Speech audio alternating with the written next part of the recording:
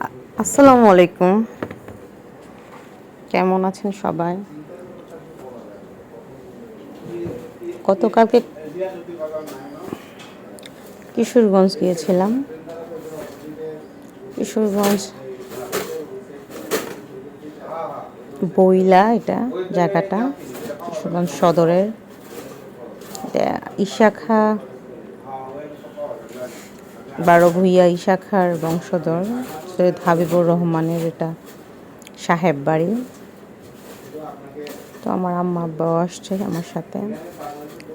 তো ওরা এর আগে নাকি অনেকবার আসছে, আমি আসি নাই। তো কিশোরগঞ্জে আমি একটা কাজে আসছে, তা আব্বু বলতেছে চলো আমাকে নিয়ে চলো ওখানে।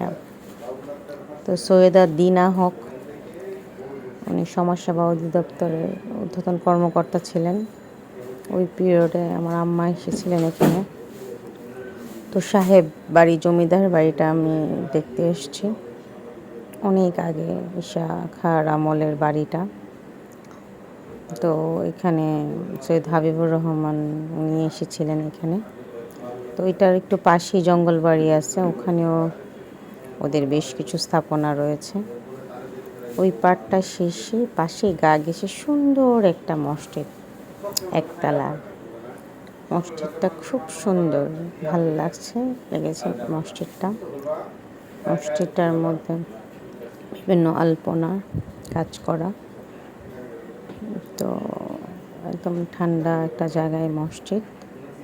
তো মসজিদের ভিতরটা আমি দেখলাম একজন হুজুর একটা বাচ্চা মেয়েকে আবার বসে পড়াচ্ছিল, আরবি পড়াচ্ছিল। মেয়েটা খুব সুন্দর করে পড়ছিল। ভিতরটা অনেক পুরাতন দেখে অনেক স্পেস ছিল। তো খুব ঠান্ডা একটা জায়গা, ভাল লাগছে।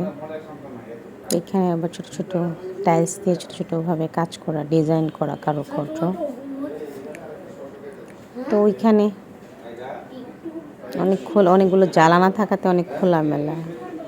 এই সাহেব বাড়ির ওই পাড়টা ওরকম, বাসায় কেউ নাই, না থাকাতে আমি আব্বু আম্মু মিলে বাইরে থেকে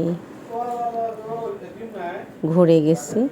তো খুব সুন্দর, সাদার মধ্যে। Sorry, I'm having trouble connecting to the internet. It looks like a router issue, খুব সুন্দর। so try restarting it. Unplug the router. Wait 10 seconds, then plug it back ওই in. পার্টটাতে রয়েছে একটা কমিউনিটি ক্লিনিক। ওই ক্লিনিকের জমি দান করেছেন সৈয়দা দিনা হক। তো আম্মা আব্বা পুরোটা অংশ ঘুরে ঘুরে দেখছেন, খুব ভালো লেগেছে।